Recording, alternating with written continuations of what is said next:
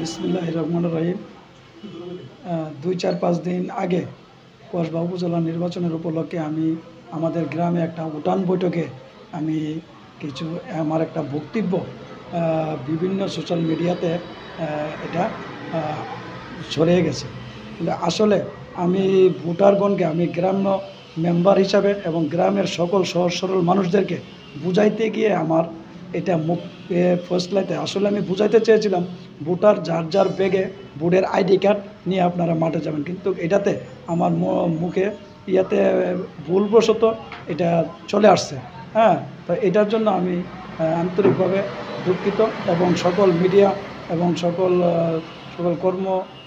সকল সরকারি সংস্থা সকলের কাছে আমার বিনয়ের সাথে আমি ক্ষমা দৃষ্টিতে আমাকে দেখবেন। আমি আসলে আমি ভুলবশত এটা বলে ফেলছি।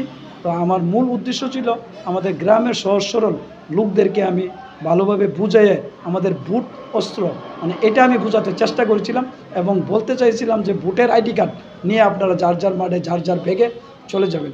এতটুকুই, সকলকে ধন্যবাদ।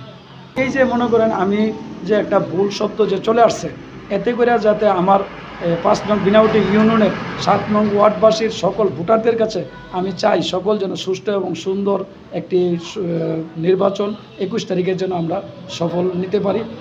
এবং আমি সকলের কাছে আমার এই বিষয়টা সকলে আমাকে ক্ষমা দৃষ্টিতে দেখবেন।